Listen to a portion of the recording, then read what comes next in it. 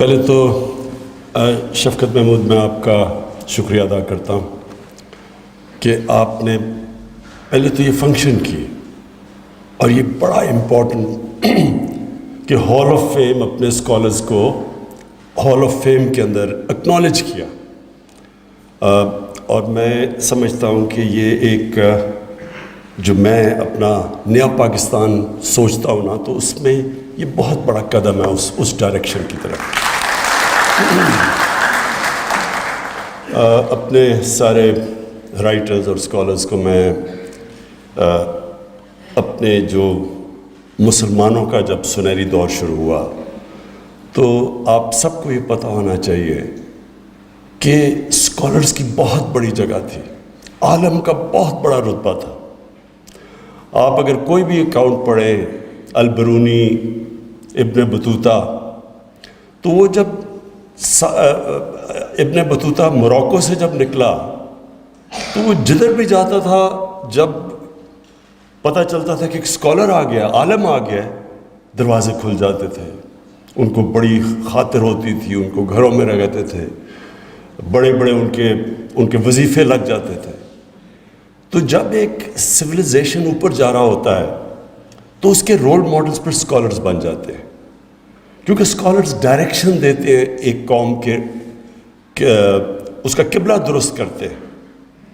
اور جب اسکالرز کی اہمیت ختم ہو جاتی ہے یا اسکالرز غلط راستے پہ چلے جاتے ہیں تو پھر یہ جو سویلائزیشن ان کا عروج اور ان کا زوال ہوتا ہے، اگر اسکالرز صحیح راستے پہ سویلائزیشن کو رکھیں تو اس کا زوال نہ آئے، لیکن اسکالرز بھی غلط راستے پہ چلے جاتے ہیں۔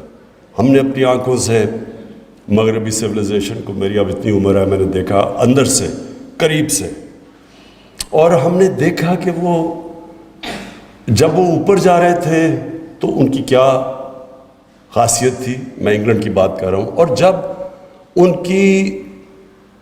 کی جب اسکالرز راستہ اپنا بھول گئے تو اس سے کیا نقصانات ہوئے معاشرے میں۔ دیکھیں، اسکالرز گارڈ کرتے ہیں ایک قوم کا نظریہ۔ علامہ اقبال، میں کتابیں تو میں نے لکھی ہیں، لیکن وہ میں نے اور طرح لکھی تھی، کیونکہ پاکستان کا پتہ ہی نہیں تھا لوگوں کو، میں نے ٹریول بکس باہر کے لیے لکھی، اب تو پھر بھی لوگوں کو بھی سمجھ آئے کہ کتنا خوبصورت ملک ہے ہمارا، لیکن ہمارے اپنے لوگوں کو ہی نہیں پتہ تھا کہ پاکستان کی کتنی ورائٹی ہے، کس طرح 12 موسم ہے، اپنے لوگوں کو نہیں پتہ تھا۔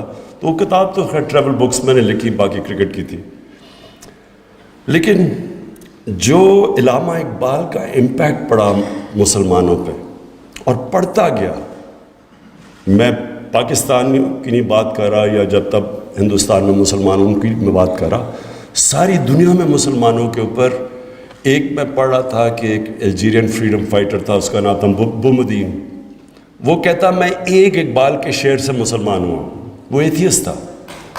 تو یہ ہے امپیکٹ اسکالرز کا۔ اور جو آج کا پاکستان ہے، میں اس لیے بھی آج یہاں خاص آیا، اور میں شفقت آپ کا اس لیے بھی شکریہ ادا کرتا ہوں کہ آپ نے مجھے موقع دیا آپ سب سے بات کرنے کا۔ آج کے پاکستان میں اسکالرز کی بہت ضرورت ہے، اور میں آپ کو بتاتا ہوں کیوں ضرورت ہے۔ جب لوگوں کو، مجھے افسوس ہوتا ہے کہ ہماری اپنی اسلام کی تاریخ کا بھی نہیں صحیح طرح پتہ۔ جب آپ لوگوں سے پوچھیں تو لوگ کہتے ہیں جی اسلام کیسے، تو جنگیں یاد ہے، جنگ بدر، پھر جنگ خندق، اور لوگوں کو وہ جنگیں یاد ہیں، لیکن لوگوں کو یہی نہیں پتہ کہ جنگوں کی وجہ سے تو اسلام ایک دم دنیا کی تاریخ میں اتنا بڑا انقلاب آیا ہی نہیں تھا جو آیا ہے۔ یعنی لوگوں کو یہ نہیں پتہ کہ یہ جو انقلاب تھا اس کی کوئی پیرالل ہی نہیں ہے دنیا کے اندر۔ یعنی میں آپ کو ڈیٹس دیتا ہوں نا، 622 میں مدینہ پہنچتے ہیں نبی صلی اللہ علیہ وسلم، اور 625 میں جنگ بدر 313 لوگ لڑتے ہیں، مدینہ پہنچتے ہیں 600 لوگ صرف مسلمان ہوتے ہیں۔ اور 636 کے اندر رومن ایمپائر کولیپس کرتا ہے، اور 636 کے 37 میں ہی پرشین ایمپائر کولیپس کرتا ہے ان کے سامنے. اس کی کوئی پیرلل نہیں ہے دنیا کی تاریخ میں. تو ہمارے اسکالرز نے کبھی بھی اس کی صحیح معنی میں اپنے لوگوں کے اندر یہ اینالائز کیا ہی نہیں کہ کیا ہوا تھا. جو سارے 10 سال تھے 622 سے 632 تک، جب ہمارے نبی صلی اللہ علیہ وسلم دنیا میں تھے، تو صرف 1400 لوگ مرے تھے جنگوں میں. ساری جتنی جنگیں ہوئی تھی صرف 1400 لوگ مرے تھے، جس میں 600 مسلمان شہید ہوئے تھے، اور وہ 150 مربع میل پہ وہ پھیل چکے تھے مسلمان. تو اصل میں وہ ایک فکری انقلاب تھا، وہ تلوار سے نہیں آیا تھا. وہ لوگوں کے کیریکٹرز بدل گئے تھے، انسان بدل گئے تھے. قرآن کی آیت ہے کہ میں کبھی کسی قوم کی حالت نہیں بدلتا جب تک وہ قوم خود اپنی حالت بدلنے کی کوشش نہیں کرتی، اپنے آپ کو نہیں بدلتی. تو وہی انسان تھے. وہ جس طرح مولانا رومی کی ایک ورس ہے کہ جب اللہ نے تمہیں پر دیے ہیں تو تم کیوں چونٹیوں کی طرح زمین پہ رینگ رہے؟ تو پر دے دیے انہوں نے، کیریکٹر بدل دیے، آزاد کر دیا انسانوں کو. اشرف المخلوقات کا اصل پوٹینشل نکلایا. پتہ چلا کہ انسان میں اللہ نے کتنی طاقت دی ہے.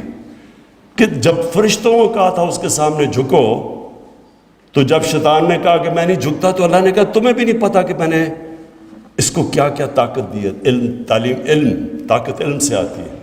تو وہ جو انقلاب آیا تھا، وہ اس لیے ضروری ہے ہمیں اپنی ینگر جنریشن کو بتانا، کیونکہ اس وقت ہماری ینگر جنریشن کے اوپر جس طرح کا سوشل میڈیا اور میڈیا کی وجہ سے جو پریشرز اب ہے، جس طرح کا یلغار ہے، انسانی تاریخ میں کبھی بچوں اور یوتھ کے اوپر ایسا نہیں تھا. آج ایک بچے کے پاس موبائل فون کے اوپر وہ کانٹینٹ ہے جس میں زیادہ تر پازیٹیو بھی ہے، نالج بھی ہے، انفارمیشن بھی ہے، لیکن وہ دوسرا کانٹینٹ ہے، ایکس ریٹڈ کانٹینٹ، جو انسانی تاریخ میں بچوں نے کبھی فیس نہیں کیا. اس لیے اس ملک میں ہمارے اسکالرز کی، ہمارے فلم ٹی وی پروڈیوسرز کی بہت زیادہ آپ کی ذمہ داری ہے اپنی ینگر جنریشن کے لیے کو، اگر ہم نے ان کو صحیح ڈائریکشن پہ رکھنا ہے.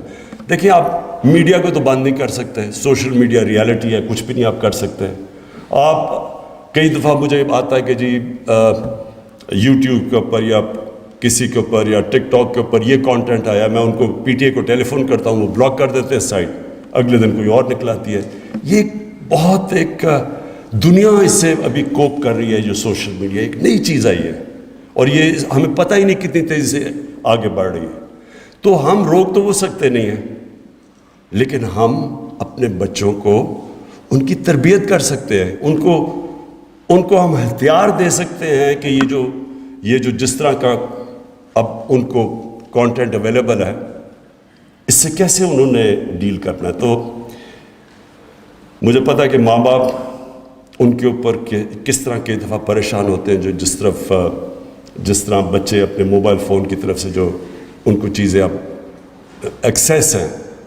تو اس لیے میرا جو اپنے ملک کے اوپینین، کیونکہ اسکالرز اوپینین میکرز ہوتے ہیں، اور اسکالرز پھر سے میں ریپیٹ کرتا ہوں، ملک کی ڈائریکشن کو پروٹیکٹ کرتے ہیں، آپ کے نظریے کو پروٹیکٹ کرتے ہیں، اچھے برے کی تمیز دیتے ہیں. ہم اس وقت جو ہمارا سب سے بڑا کرائسس ہے، ہماری جو morality، جو ایتھکس ہے، وہ بڑی بری طرح نیچے گرے ہیں.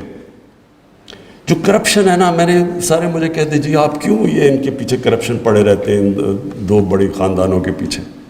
میری ان سے کوئی ذاتی لڑائی، بلکہ میری تو دوستیاں ہوتی تھی ان سے. اصل میں جب نبی صلی اللہ علیہ وسلم نے انقلاب لے کے آئے، یہ جو فکری انقلاب آیا تھا، تو وہ اس کا بیس پہلے تھا morality کے اوپر. اچھائی کو اٹھاؤ اور برائی کو کنڈیم کرو. یہ ہے بیسس ایک سویلائزیشن کا. جس سویلائزیشن کی morality چلی جاتی ہے، مولانا رومی سے کسی نے پوچھا قوم کیسے مرتی ہے؟ مولانا رومی نے 2 درختوں کی مثال دی، ایک بڑا خوشبودار اور خوبصورت درخت اور دوسرا بدصورت درخت. یعنی انہوں نے کہا جب ان 2 درختوں کے اندر ڈفرینشیٹ کرنا ختم کرتی ہے قوم مر جاتی ہے. جب ایک قوم اچھے برے کی تمیز ختم کرتی ہے قوم مر جاتی ہے. جب قوم برائی کو ایکسیپٹ کر جاتی ہے قوم مر جاتی ہے. آپ جب برے کو برا نہیں کہتے اور اس کو ایکسیپٹ کر جاتے ہیں تو اس کا مطلب کہ آپ کا زوال شروع ہو گیا. کیونکہ میں جب دیکھ رہا ہوں کہ میرے ساتھ والا گھر میں وہ 5 مرلے گھر میں رہتا تھا اور دیکھتے دیکھتے اس کے پلازا بن گیا، پورا پیلس بن گیا، زمینوں پہ قبضے کر کر کے اربوں پتی بن گیا. میں صبح سے لے کے شام تک کیوں محنت کروں جب میں 50 سال میں اتنا پیسہ نہیں کما سکتا جو اس نے ایک دن میں کما لیا. تو ورک ایتھکس ختم ہو جاتے ہیں معاشرے میں. میں نے اپنا وقت انگلینڈ میں پہلے پڑھائی کی، اس کے بعد پھر میں کرکٹ کھیلتا تھا وہاں کوئی 18 سال. تو میں آپ کو یہ صرف بتا سکتا ہوں کہ وہاں کا اور ہماری جو morality ہے، جو ایتھکس ہے، زمین آسمان کا فرق ہے. ان کی جو پارلیمنٹ ہے وہ چلتی کیسے ہے؟ وہاں کیوں نہیں کوئی پیسے چلتے جس طرح ہمارے سینٹ کے اوپر لوگ بکتے ہیں؟ وہاں کیوں نہیں ہوتا؟ وہاں کبھی تصور ہی نہیں ہے کہ کوئی ہارس ٹریڈنگ ہوگی جب پیسے چل کے جناب وہ ادھر سے ادھر چلے جاتے ہیں ممبرز پیسے. یہ کیوں نہیں وہاں کانسیپٹ؟ کیونکہ ان کی مورل سٹینڈرڈز ہمارے سے بہت اوپر ہے. اور ایک وقت ایسا تھا کہ مسلمان تاجر جب انڈونیزیا اور ملیشیا گئے تو ان کے کیریکٹر کی وجہ سے لوگ مسلمان ہو گئے. ان کا کیریکٹر اتنا تھا. ایک اوتھیلو جو کہ شیکسپیئر کا ایک پلے ہے، اس کے اندر وہ ایک مور یعنی مسلمان اس میں بتاتا ہے، اس مسلمان کا کیریکٹر سب سے اوپر تھا. وہ بڑا ہائی کیریکٹر کا آدمی تھا. جب کروسیڈز کا پہلا ٹاکرا ہوا مسلمانوں سے 11ویں صدی میں، تو وہ آپ اکاؤنٹس پڑھیں کہ وہ مسلمانوں کا اور ان کو وہ جنگلی کہتے تھے کیونکہ ان کی ایتھکس اور کیریکٹر ان سے بہت اوپر تھے. تو ہمارا جب تک ہم ایک فکری انقلاب یہاں نہ لے کے آئیں، یہ ملک میں اللہ نے سب کچھ دیا ہے. آپ کو یقین کریں، اگر جتنے میں نے 3 سال اقتدار میں رہا ہوں، یعنی میں سوچتا ہوں کہ اللہ نے کیا کیا نہیں دیا اس ملک کو. یہ بڑا ایک ہر طرح یہ اللہ نے یہاں نعمتیں بخشی ہوئی ہیں. لیکن جب تک ایک ملک کے اندر مورل سٹینڈرڈز نہیں آتے، ایک قوم کی morality اوپر نہیں جاتی، جو کہ مدینہ کی ریاست میں پہلے گئی تھی. پہلے پیسہ نہیں آیا تھا، پہلے انہوں نے ان کی اخلاقیات اوپر لے کے گئے تھے. ایتھکس پہلے ایک ذہنی جس طرح میں کہتا ہوں ایک فکری انقلاب آیا تھا، پھر تبدیلی آئی تھی. تو ہمیں ضرورت یہ ہے اپنے اسکالر سے کہ 2 طرح کے ہمارے چیلنجز ہیں. ایک چیلنج یہ ہے کہ ہم کرپشن کو ایکسیپٹ کر بیٹھے. مجھے کہتے ہیں جی وہ اپوزیشن لیڈر ہے، آپ اسے ہاتھ نہیں ملاتے. اس کے اوپر اربوں روپے کے کرپشن کے کیسز ہیں. میں اس کے اوپر ہاتھ ملاتا ہوں تو میں ایکسیپٹ کروا دیتا ہوں معاشرے میں کہ بری چیز ہی نہیں ہے یہ. آپ انگلینڈ میں آپ کو بتاؤں، انگلینڈ کے اندر کبھی کسی ایک پولیٹیشین کے اوپر صرف الزام لگ جائے نا کہ اس نے پبلک کا پیسہ چوری کیا، کوئی اس کو اینکر ٹی وی پہ بٹھا دے، مجال ہے کہ پارلیمنٹ میں وہ گھس سکے. جب تک وہ اپنے آپ کو کلیئر نہیں کرتا، وہاں یہ تصور بھی نہیں ہے کہ اربوں روپے کی کرپشن اور وہ جا کے اسمبلی میں 2 گھنٹے کی تقریریں کر رہے ہیں، کیونکہ ان کی سٹینڈرڈز مختلف ہیں ہمارے سے. اور اس لیے میں نے یہ رحمت للعالمین اتھارٹی بنائی. اور اس کا مقصد کیا ہے میں یہ آپ کو بتا دوں. اس کا مقصد یہ ہے کہ ہم اپنے بچوں کو، کیونکہ ہم پھر سے میں آپ کو کہہ دوں کہ میڈیا کو تو آپ بند نہیں کر سکتے، سوشل میڈیا نہیں بند کر سکتے، فلمیں آ رہی ہیں، بچوں کے پاس ایکسیس ہے موبائل فون پہ، وہ نہیں آپ بند کر سکتے. لیکن آپ کم از کم بچوں کو ایک رول ماڈل دے سکتے ہیں. اور رول ماڈل بچوں کا وہ رول ماڈل ہے جو دنیا کی تاریخ کا سب سے عظیم لیڈر، چاہے آپ مسلمان ہو یا نہ ہو، 100 گریٹسٹ مین کے اندر جو نمبر 1، وہ جو ایک ہارٹ ہے جس نے جو کتاب لکھی ہوئی ہے، نمبر 1 اس نے ہمارے نبی صلی اللہ علیہ وسلم کو اس لیے بنایا کہ کوئی ہے ہی نہیں جس نے زیادہ اچیو کیا ان سے۔ تو ہم اپنے بچوں کو جب وہ دیکھتے ہیں کہ جی فلانے نے اتنا پیسہ بنا دیا اور اس نے بل گیٹس نے اتنا امیر آدمی بن گیا، تو ان کی کتابیں پڑھتے ہیں کیونکہ وہ رول ماڈل بنے ہوئے ہیں۔ ہمیں ساتھ ساتھ وہ بھی رول ماڈلز ہوں، لیکن ہمیں ساتھ ساتھ اپنے بچوں کو بتانا تو چاہیے کہ دنیا کا سب سے عظیم لیڈر، اس کی کیا کوالٹیز تھیں کہ وہ اتنا، انہوں نے ایک پوری 2 سپر پاورز کے سامنے ایک قوم جس کی حیثیت ہی کوئی نہیں تھی، ان کو اٹھا کے دنیا کی امامت کروا دی۔ کوئی تو کوالٹیز ہوں گی۔